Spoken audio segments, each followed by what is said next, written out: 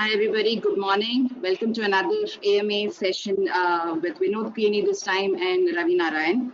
Mr. Vinod Keni has over 20 years of entrepreneurial investment management, CXO, consulting and operations experience. He has been an active angel investor. His fund and investment management experience includes managerial positions at Avishkar, IAN Fund, SCP Private Equity, ILNFS Investment Managers.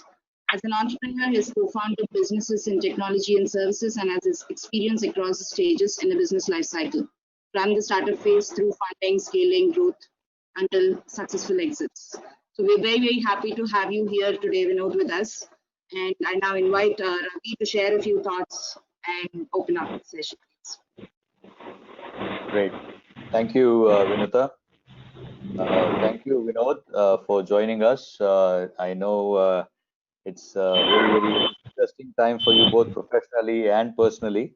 You're stuck in Mumbai, away from the family, and still, you were actually supposed to be doing this from Bangalore, and that didn't happen. So I know it's a little bit of a disappointing time. But thank you very much.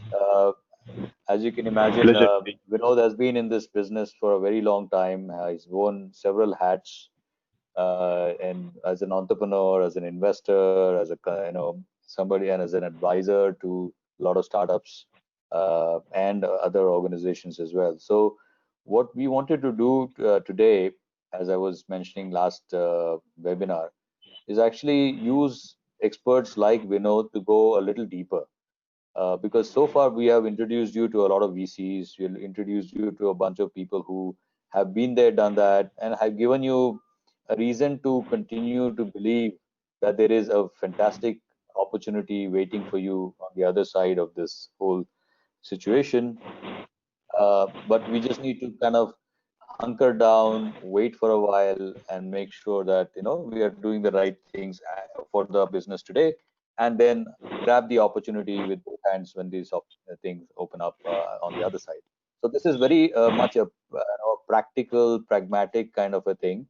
So not only do I want Vinod to go a little deeper into some of the issues that he's helping all of the other startups go through, but also you with a specific set of engagement points with him and with THub, so that we can actually get down to looking at your financials, looking at your plans, getting you very specific advice. Because in this kind of a very public forum, we can't do so much of it, but we can give you enough of an understanding of what is possible should you go through the rigor of an analysis and a planning and so on and so forth.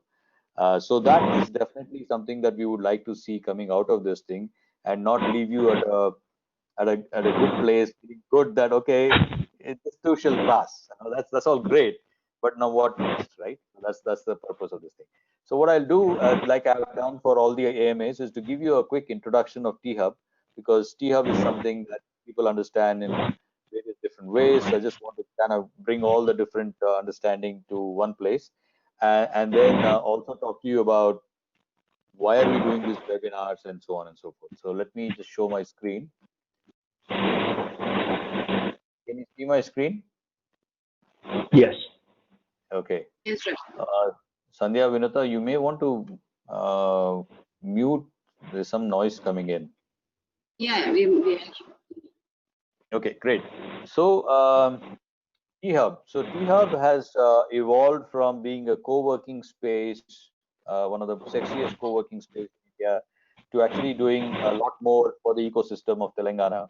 So our mission is to enable and empower the entire ecosystem.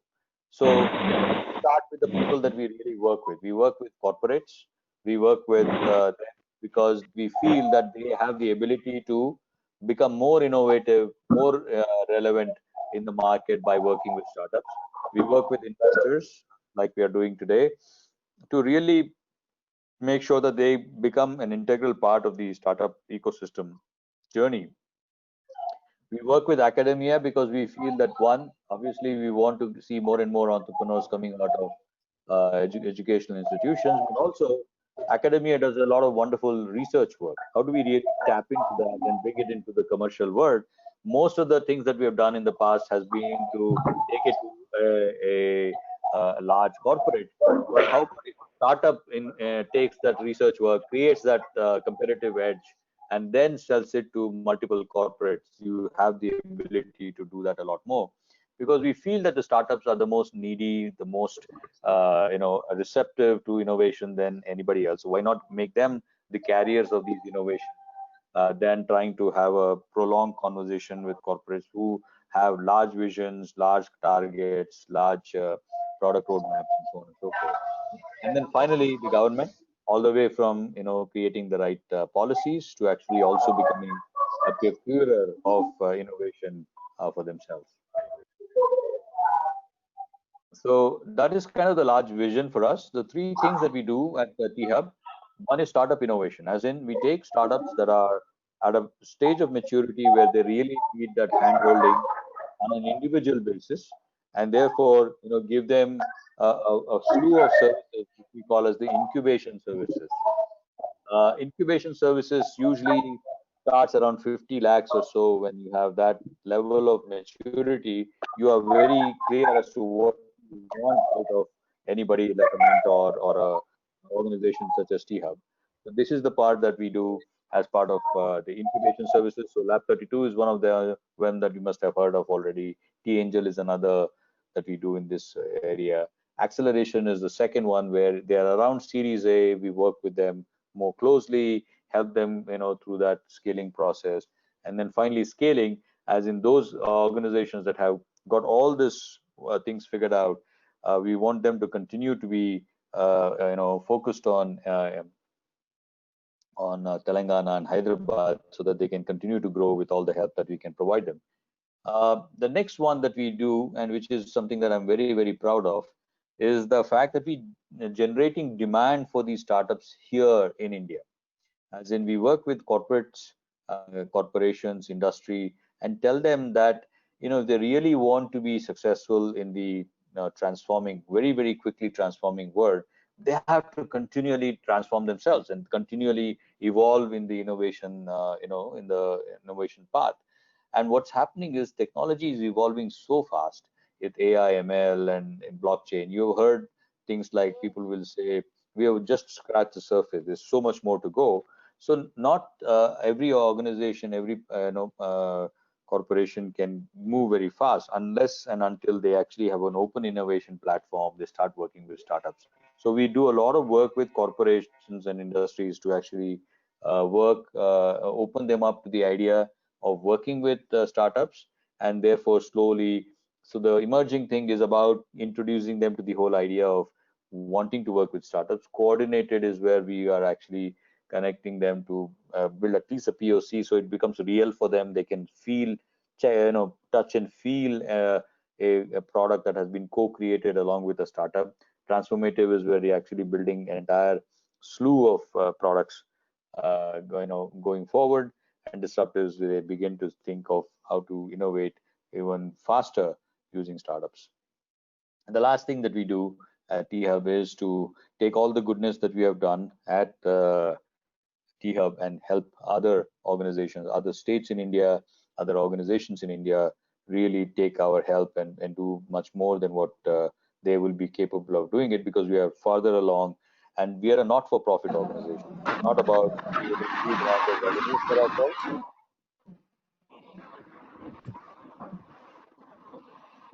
Some noise there, huh? Yeah, so it's not about creating just for ourselves. We are a not-for-profit organization, and we have the responsibility of creating this kind of ecosystem, not just in Telangana, but in other places as well. So we use that to do the work that we do in ecosystem innovation. Yeah. So we do a whole lot of webinars, and we do 4 types of webinars primarily. One is to handle a hard time, which we have been doing mostly since March. And having done that, we just want to make sure that people understand that this is a very difficult time, but this is something that is also a way for them to take stock of their products. They take stock of their markets and so on and so forth. So that's the list of webinars that we did under handling a hard time. Business unusual was where There are lots of best practices that a lot of corporates already have: project management, monitoring, best practices for code, and all this is something that startups can very easily use, and now more so than ever, because most of the people are working from home, people are dispersed, and how do you really leverage the resources that you have without necessarily giving up that flexibility, that creativity that startups enjoy so much. Plan B is about going back to the drawing board and understanding how best to innovate going forward. And then finally, the AMAs, where we are actually looking to go much deeper into providing specific areas, especially as it comes to financing, funding, because that's integral to the sustainability, survivability of a startup. So just to give you a sense, we've had several sessions so far on the business as usual, Plan B, and then AMAs so far. We've had these already. The next one, we are going to do it with Alok Mittal of Indifi, which is an organization that is providing help to startups and MSMEs in helping them with financing options. So that's the next session next week. And then these are the partners that we are working with all across India, so that we can take our goodness and offer it to startups anywhere in India through our partners as well. So that brings me to the guest that we have today, Vinod. And I'll let Vinod take it from here and start with his opening remarks. I guess you also have a presentation to share, so I will stop presenting. So Vinod, welcome to the AMA.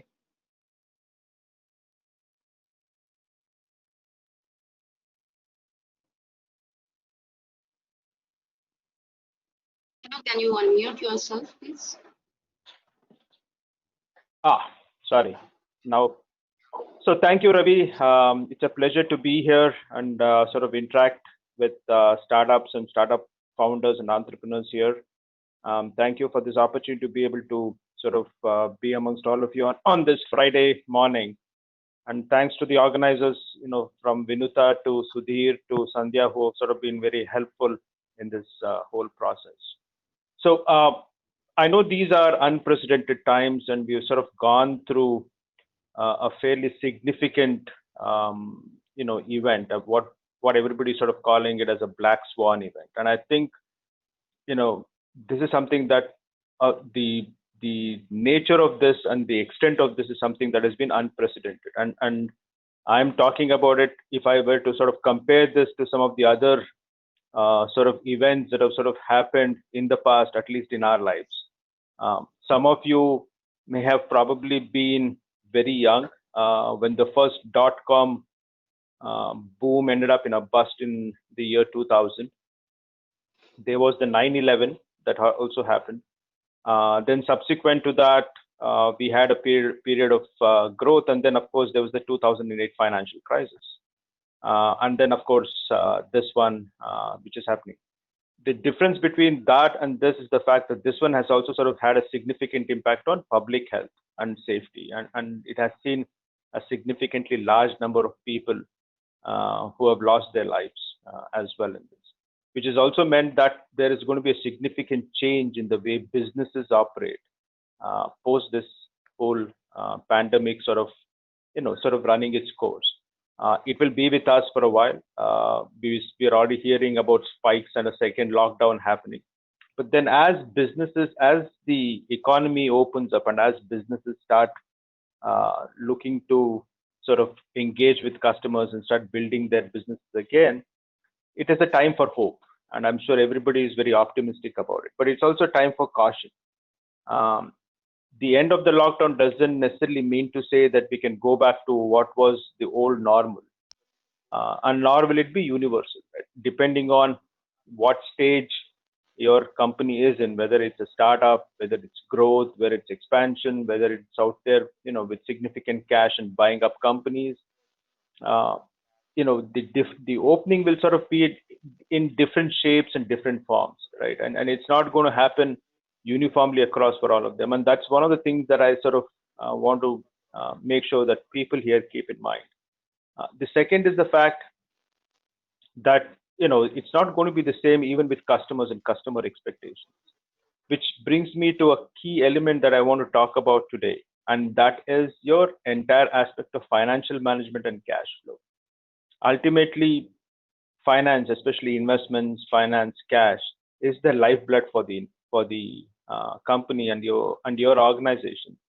And the fact that you've sort of seen a complete shutdown in the last 2 or 3 in the 3 months has also meant it's impacted your business pretty significantly. Now, there are some, and I'm sure there are some within this group of attendees who have sort of seen an increase in their business because of whatever they were doing. Maybe they were doing something that wasn't health related, or something that they were doing with things around food delivery and things of that nature. The point is, in any case, in all of these situations, financial management and cash flow has become absolutely critical, and those are the things that that I will sort of want to talk about, and also to sort of be able to highlight some of the key things that you want to keep in mind. And ultimately, as I said, since this is not going to be a one size fits all, happy to sort of then come back and sort of engage with all of you through THub and give you a little bit more of a perspective, as well as digging a little bit more deeper into your own individual situations. We have been doing this as an engagement, and we have been doing this with a lot of our clients. And a lot of our clients, just to step back and give a little bit more perspective. So in addition to a VC fund that I run, I also run a finance transformation, financial management consulting practice. And this has been something that I have been doing for a while. And the reason why I do that is, one, I enjoyed sort of working with startups and companies of all sizes. And two, I have sort of seen at close range the kind of impact that our decisions, that some of the work that we have done have had on the organizations and on the people who are employed by these organizations, and which is what sort of has prompted us to sort of continue to keep working with them. And during this entire time, especially with the COVID-19 pandemic and with the way businesses sort of had to go back and look at their fundamentals and rethink their entire business models, we have spent a significant amount of time with all of our clients talking about cash flow. How do you manage your financials? How do you manage people? How do you manage customers and customer expectations if you already have customers? And also, a key element of this is investors and investments. If you are reliant on outside investments, as well as you already have outside investors who have sort of backed you as well. And how do you sort of manage those expectations and continue to make sure that you get the support as you build your businesses back up? So with that in mind, I'll start off by sort of talking about, the fact that the post-COVID world is changing, and are you ready for it? We are in the midst of a historic rupture in the business fabric. And like I said, business models, the way we want to do business, everything is changing, which also means that we as entrepreneurs have to be sort of prepared for it. One of the biggest elements to sort of keep in mind is the fact that we don't necessarily know how long this is going to take, right? I mean, is this going to happen immediately? It's going to take a few years. There's all kinds of predictions out there, right? That's about the fact that this can be a V-shaped, U-shaped, W, all kinds of things. But at the end, you have to be able to survive and thrive in this post-COVID world. And the key is to say, are you ready for this? And are you prepared for it? Have you done the right things when you were sort of shut, or before you were shut, in order to sort of be able to thrive in this new world, and for you to be able to leverage and cash in on the opportunities that are going to present themselves in this new environment?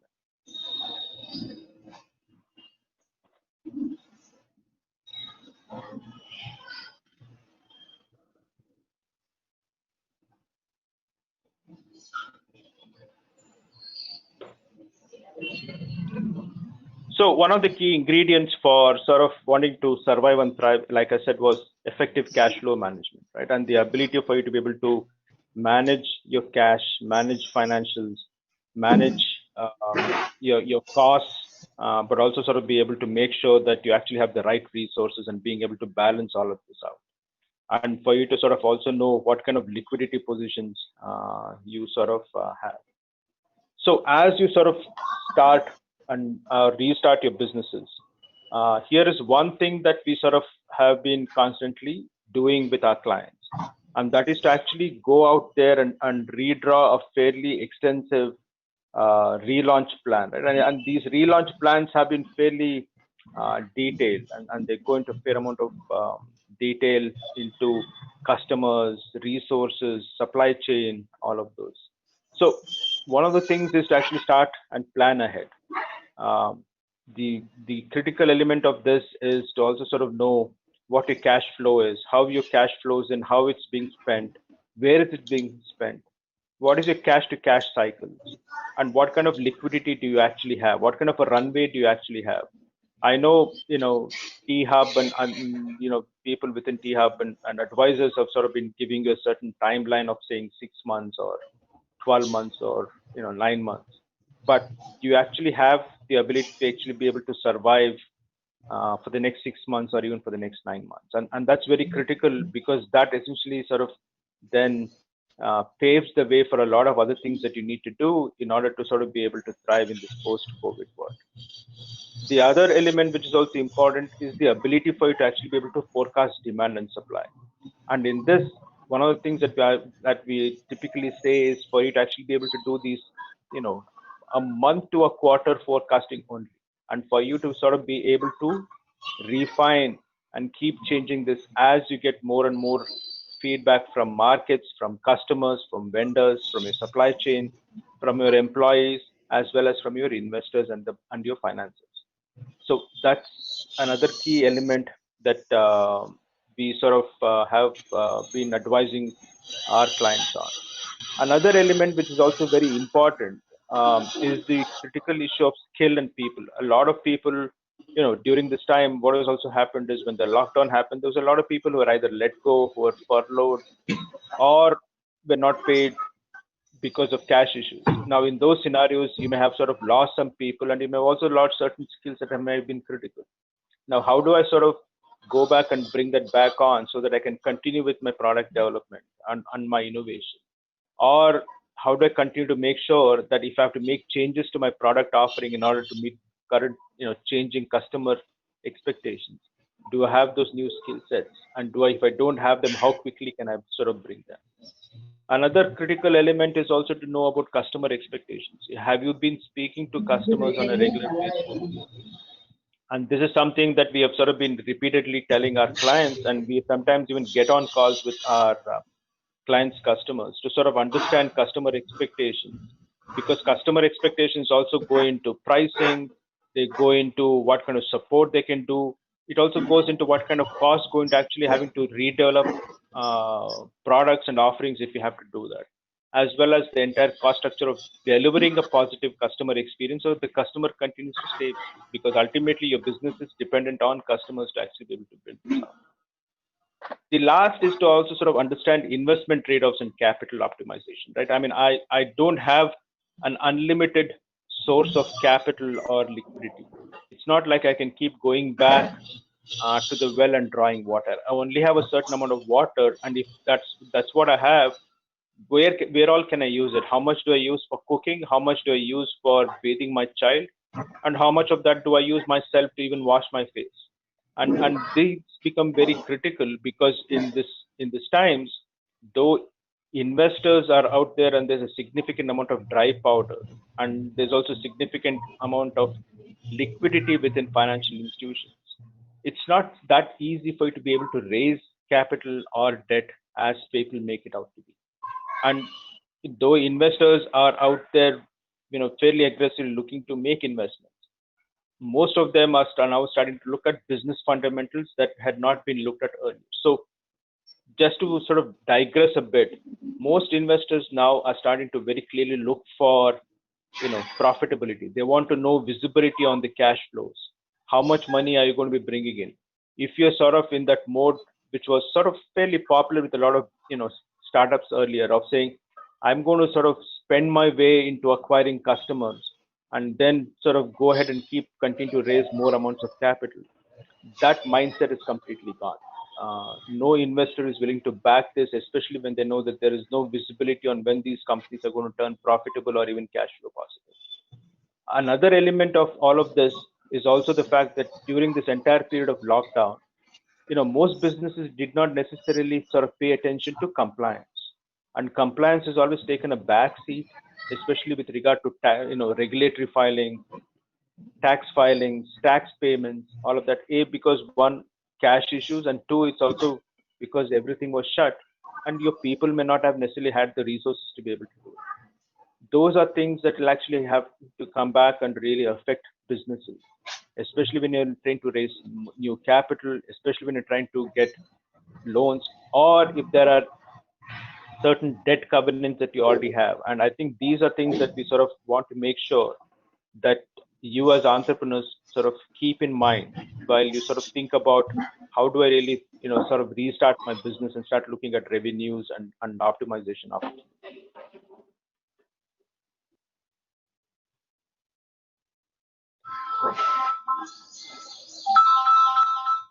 So the critical element, like I said, was a strong foundation. And I think this is the time for you to actually build that foundation and then make sure that foundation sort of helps you sort of take off when the economy starts. So what are those critical elements? I talked about cash position and liquidity. I sort of talked about the importance of compliance and taxes. I have clients who, we sort of recently signed on a client who essentially lost 6 months in an investment cycle, primarily because they had not necessarily, filed tax returns on a regular basis, or they did not have compliance issues, and their accounting was not up to date. They had to essentially bring us in to actually help clean this up and get and close the round out. So that 6 months of time was absolutely critical, and this is also critical for startups who are essentially looking to raise capital or even debt, right? If you're sort of looking to raise debt for working capital needs, your banks are going to be looking at all of this, and if you're not in a position to actually have completed this can actually affect you negatively in a big way, especially when when you have cash flow issues and you need this liquidity in order to continue to function. So not to take this lightly, because this is something that most people don't really pay attention to, but this is something that we sort of keep continuing to highlight and making sure that people are on the right side of doing some of this. The other thing that I also talked about was forecasting demand and supply, and the ability for you to be able to quickly change this. Month and quarter, then monitoring this on a weekly and daily basis, making changes to it as you sort of get feedback and you start seeing what's happening in the market. Building out your order book and connecting with customers, and continue to keep doing this, because this is a critical and absolutely essential as you sort of rebuild your business back, right? And then the supply side. Now, if you're a technology business that doesn't have to worry about a supply chain because it's software that you're selling or certain services that you're selling, but even if you are, there's a supply chain. You need to essentially make sure that there's supplies. Can you sort of look at just in time? And is there an opportunity for you to be able to work with your vendors on making sure that your supply chain continues to be strong, because your supply chain has also had the same kind of challenges that you have had as well, which also means that they are probably sort of also looking at you as not only as a customer, but also sort of looking at survival themselves. Conserve cash, and this is very critical, because you can look at costs and say, which cost do I need to let go, which cost do I need to sort of look at pairing. But at the same time, don't get to a point where you choke your business. And this is something that we sort of see with a lot of businesses, right? We go from one extreme to another of sort of saying, let's cut everything. If you cut everything to the bone, then there's nothing left, and you sort of you don't even bleed, you sort of die very quickly. So you have to essentially make sure that there's this balance, and we sort of have done this pretty extensively when we do our cash planning exercises with clients, is to actually sort of say, what is the right amount? How do we sort of make sure that we continue to make sure that the business continues to grow and thrive and still be able to meet customer demands and expectations, but at the same time, we are also conserving cash as well. And then more importantly, to look at business models. Is my business model having to go through changes? Do I need to do a pivot? Do I need to look at more digitization, more technology adoption. And I think for people in this audience who probably a lot of them may be coming from a software background, that may not necessarily be the case, but still wanting to look at business models, because like I said, the old days of spending your way into acquiring customers are long gone, and you have to essentially start looking at business fundamentals, which also means the ability for you to actually have good sound financials, because that's how we sort of know how you're doing business wise, what kind of a CAC you have, what is the lifetime value of a customer, and sort of being able to sort of say, am I sort of doing this in the right way, and is my business model still working, or do I need to go back and revisit my business model? And last but not the least, looking at experienced and objective advisors. And I think this is a good time to actually look for strong advisors who can actually help you build this, because this is a once in a lifetime change that is going to be pretty significant. And I think a lot of us have still not really understood the magnitude of it, which is the reason why I keep coming back and reiterating this repeatedly. So as a business, one of the first things that I talked about was cash and cash flows, right? And what are some of the best practices that we sort of see some of the larger businesses do, right? And we have fairly large business clients that we've sort of been working with, and what are they doing, even though they all have enormous amounts of cash available and also access to all kinds of credit lines. They are still looking at their financials and their cash flows pretty deeply, which also means, do you have that kind of required insight? Do you have people who can actually give you that kind of insight? Being able to monitor cash flows regularly, which means monitoring it on a daily basis and a weekly basis and even on a fortnightly basis. And for you to know where your cash is going, where it's coming, and how long it is taking for, like I said, your cash to cash conversion cycle. What is the impact that it's having? What are the business levers that sort of get affected every time you make some changes in your costs? And what are your cash needs? What is it that you really need, beyond what is being generated, or through, like I said, through internal accruals, either on the short term, medium term, and long term? And if you have to sort of look at outside capital, what are those kinds of capital that you need? Is it debt that you have to look for? Is it equity funding? And if it's equity funding, what are the things that I actually sort of have to make sure that are in place for me to be able to attract investors and get investors to continue to keep supporting me if I already have investors, or get investors to support me if I'm a business that's sort of raising venture capital or private equity from investors for the first time. So this is one thing that I sort of want to also talk about, is the fact that poor financial management has been one of the main reasons for business failure.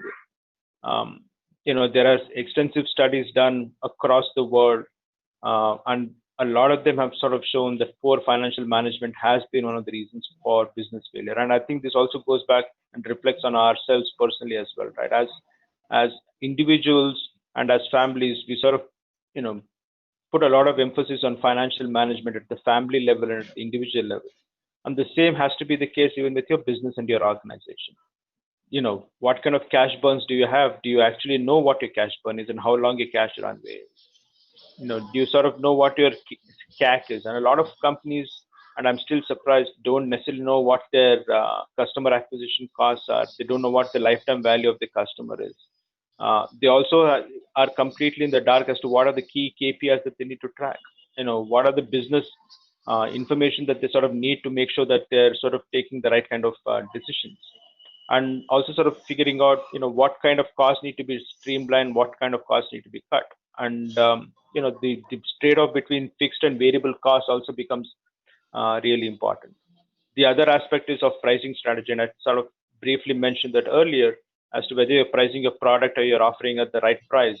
Because, we sort of all have the mindset of saying, should I be the low cost provider of this, because that's what everybody is looking for. And it's not necessary that the customer is always looking for a low cost solution, right? The customer is even willing to pay a premium if the product or the service that you're sort of selling actually sort of meets a fairly growing demand or a very deep need that the customer has. So is my pricing strategy right on track? And if I need to raise capital or debt, do I know how much do I need to raise and for how long will that last? And then last but not the least, do I have the right set of people within my team who understand the business aspects and the financial aspects and can sort of continue to not only give me feedback and advice, but can actually help me build out my case to be able to sort of survive and thrive in this environment. So this is some things that we sort of work with our clients on, knowing the cash runway, knowing how much cash you have. We typically sort of have this whole thing of looking at red, orange, and green. And for us, red is 6 months at this point, orange is about 12 months, and green is 18 months. We actually have clients who are sitting on 36 months of cash. We have clients who are sitting with only 6 months. And for people who are sitting at 6 months, we're sort of working with them on how to increase that to 9 months and 12 months. Because it's not always that, even if you may be, backed by investors, that the investor is willing to go out there and write another check, because they may probably be looking for more evidence of how your business is going. The focus on cash to cash conversion becomes important. You as an entrepreneur have to also think as a CFO. If you don't have one on board, or you don't have an advisor who can actually do this is something that is really important. And here, one of the things I want to sort of also reiterate, and this is with all due respect to a bunch of chartered accountants who are also sort of advising us, right? We all tend to think that our CA may actually have the right advice, and it's not all the time. Which is the reason why you look at well-run organizations. Yeah, they have a CA firm that's doing a lot of their work, but they also have a fairly strong internal business finance and a strategic finance team or advisors who are actually giving them that advice on how to really build and grow their enterprise, and that becomes really important as well. Other things to think about, revisit your variable costs. Look at what your variable costs and fixed costs are. Can you sort of look at your capital investment costs if you sort of have capital investment costs? A lot of you may not, because you may probably be technology oriented businesses, but even within technology oriented businesses, if there are certain capital capex plans, you may have to revisit them. Inventory management becomes absolutely critical if inventory plays a part in your business model, right? Especially with regard to the way you pay for it and the way it gets converted into revenue and the way it gets collected as cash. And that entire life cycle is also fairly critical, because that's where bank debt and other forms come into the picture. How can you extend payables intelligently? And how can you sort of... Sure. Yeah, I was just looking at the time, so maybe we're going to have only about 20 minutes left. So I will try and wrap this up in about 5 minutes.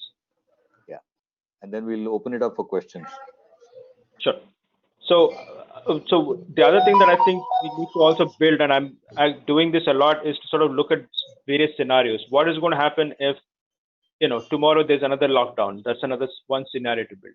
What if that lockdown doesn't happen, but we sort of see a V-shaped recovery? What if our customers don't come back, or customer demand is still going to be fairly weak? So building scenarios is also a very important aspect as well. A short period of time on funding requirements, whether it should actually be equity, debt, and I also said the 3 Fs. And I'm sure a lot of you know about the 3 Fs, which is friends, family, and fools.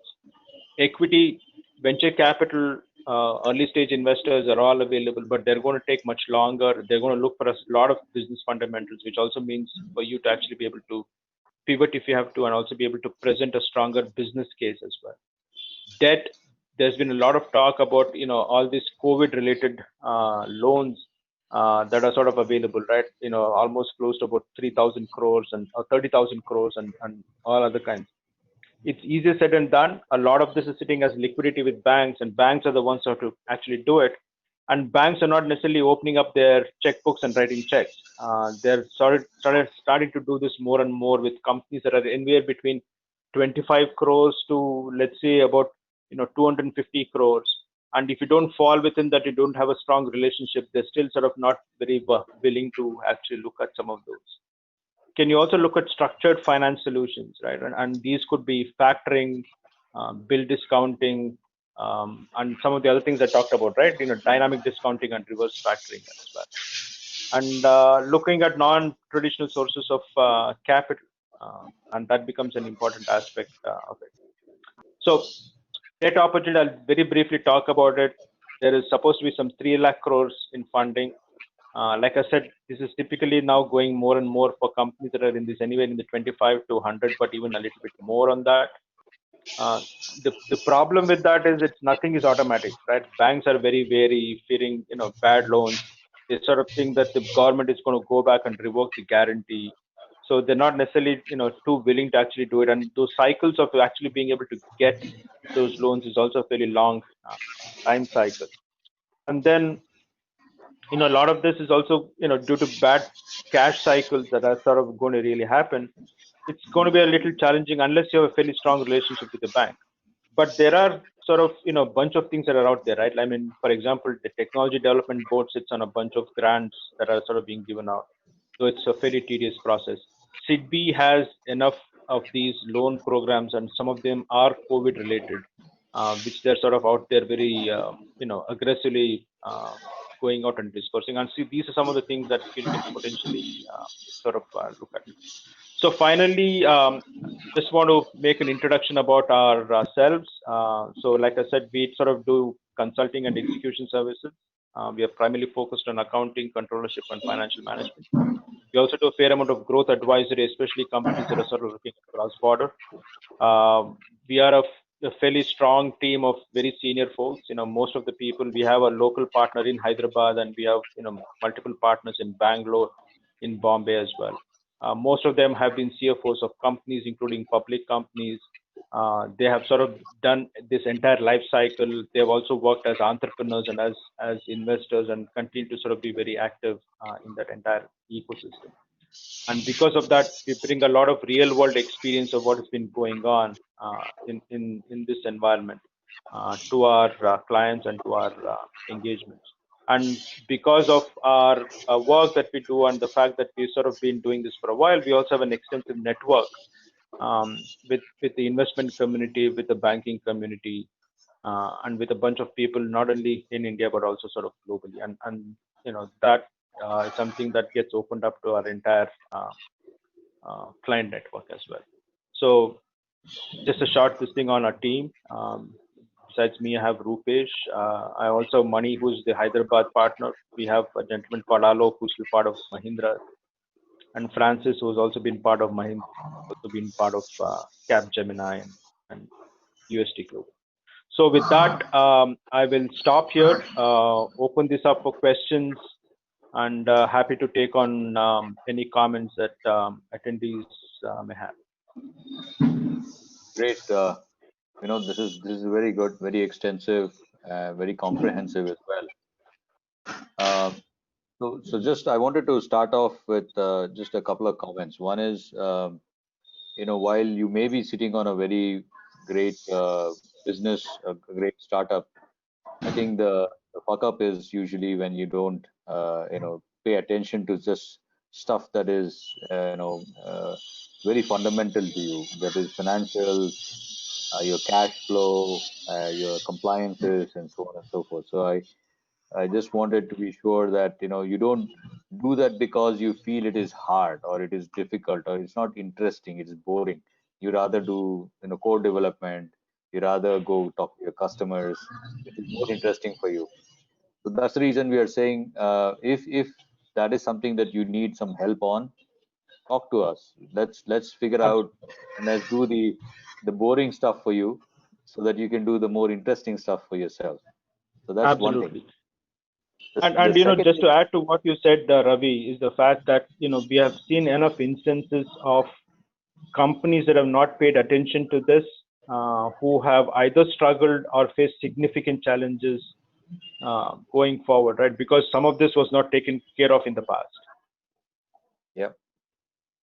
So the other thing I just wanted to bring to you is one, I'm sure Vinod will talk about this towards the end, is that, use this as an opportunity now that you've been exposed to the possibilities and also the challenges that have been faced by Vinod.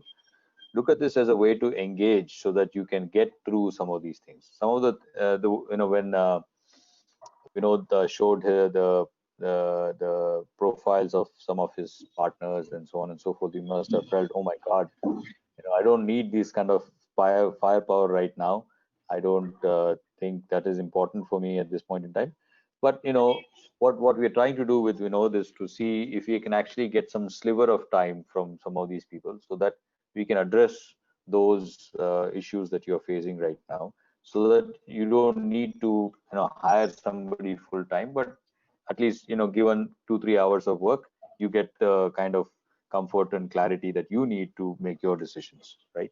So we can figure out the best way to take this thing forward. But let's not close your business down, or let your business not be sub-optimized just for the wrong reasons. And that's the, I think, a waste of your time, waste of the investors' time that you brought in, and so on and so forth.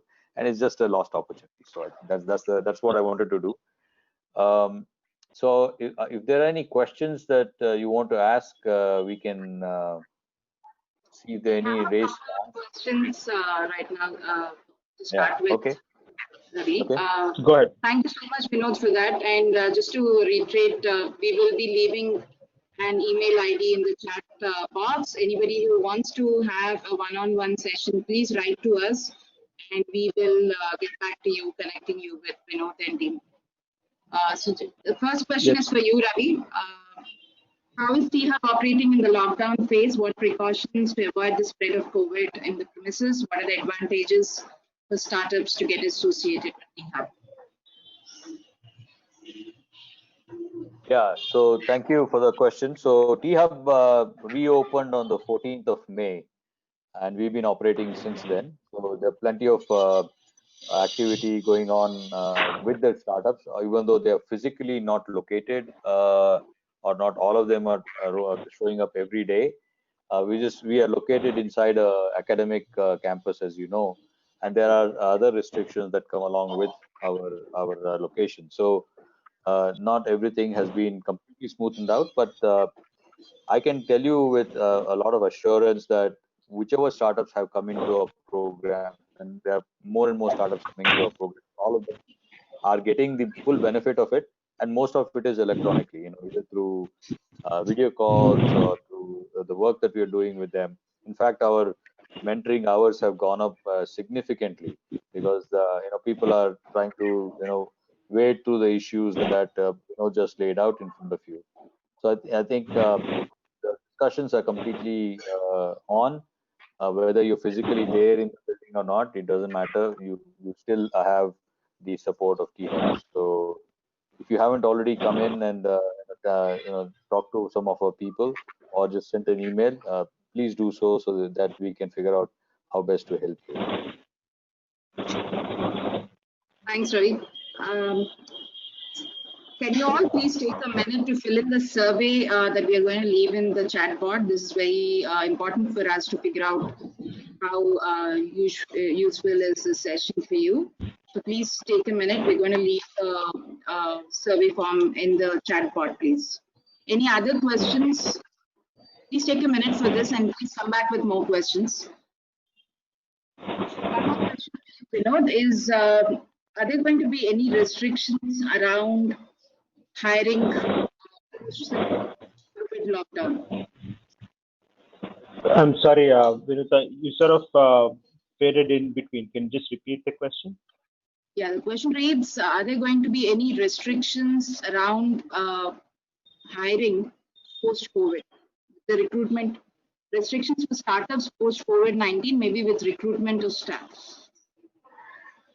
Doesn't. So I think a lot of businesses are going to go back into sort of recruiting, because there is definitely going to be need for people, right? And because a lot of them have also sort of seen changes in their entire org structure and their people structure.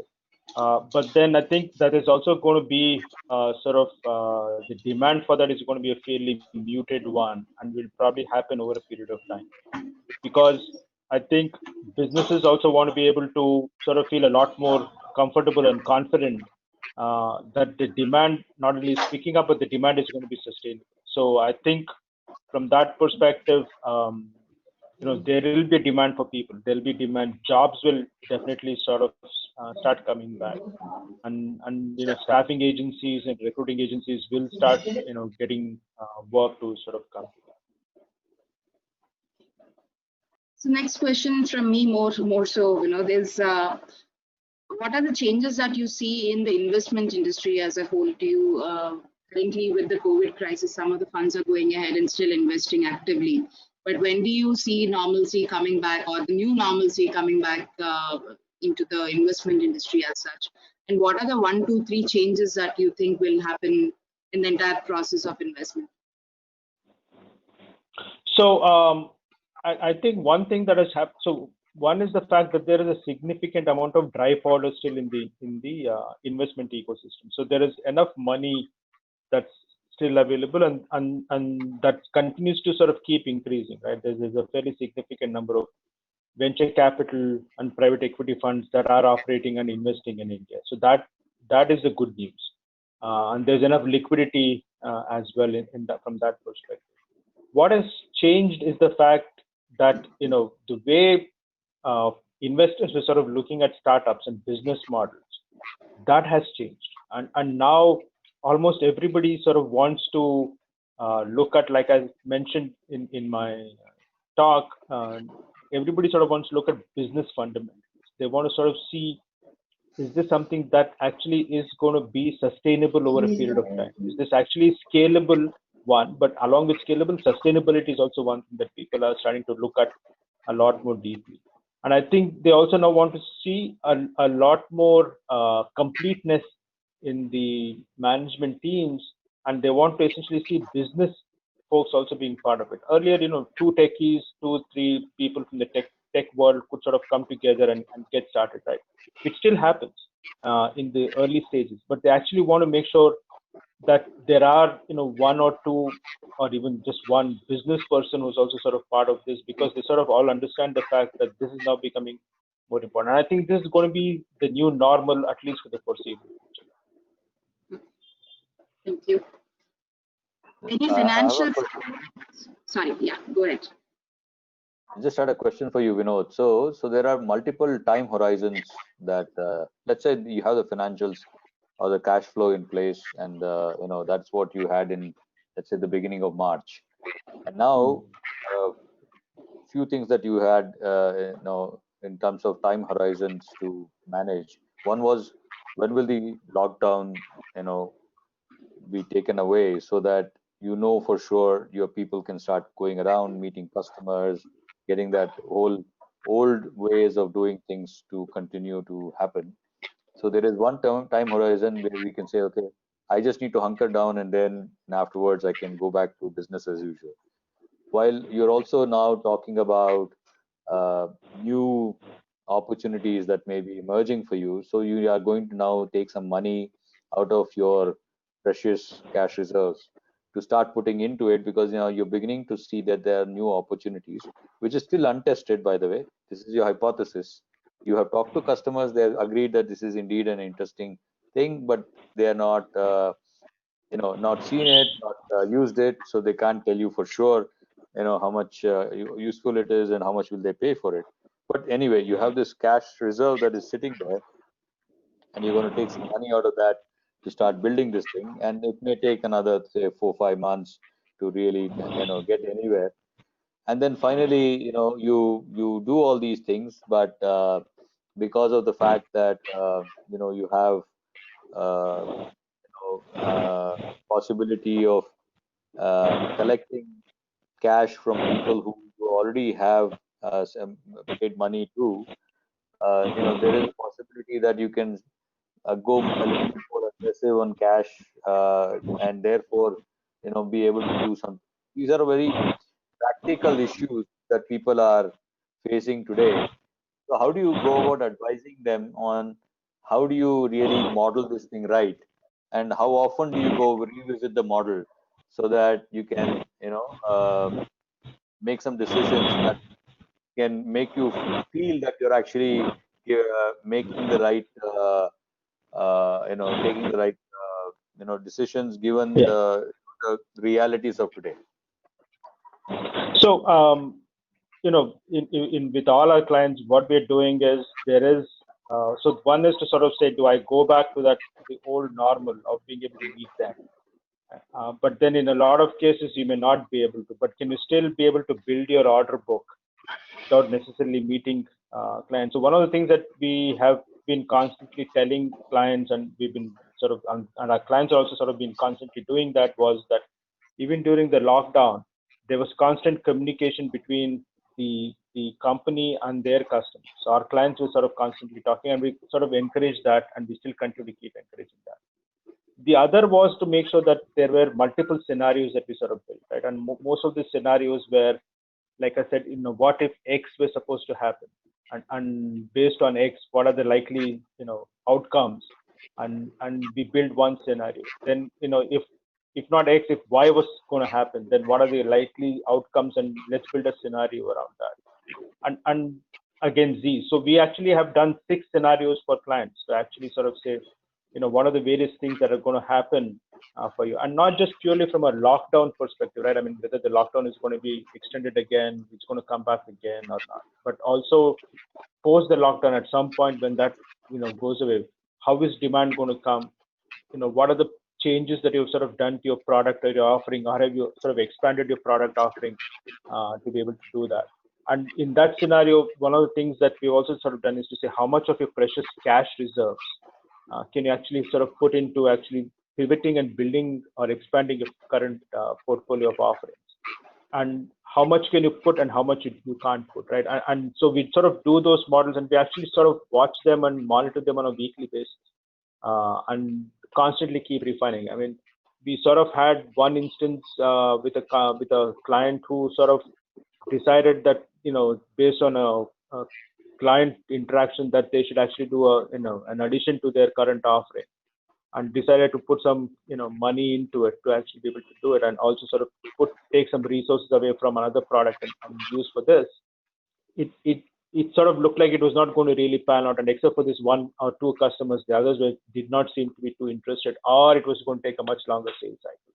So we sort of revisited that entire model, and we sort of then said, let's make some changes and then reallocate those resources, but also reallocate cash as well. And we actually went back to those customers and said, hey, listen, can we actually look at a way for us to actually sort of be able to do this as paid pilots, and for us to actually sort of look at some kind of a pricing mechanism where you also benefit from probably getting a slightly lower pricing, but for us to sort of be able to cover a cost, and for us to actually be able to do this. So that's one element that we've seen. And the second is where a lot of these have sort of gone back and said, this is my core competence and this is what I've been doing, but can I extend that to another segment and then work with some potential customers in being able to build certain products or offerings for them, but purely using it from a cash flow perspective in order to continue to be in survival. So that is something that we've also sort of encouraged and built models around. Great, thanks, Vinod. Any other questions we have? I will pass on the mic to one of the raised hands. In the meantime, can I please urge everybody to fill in the survey form that we have left in the chat bar, please?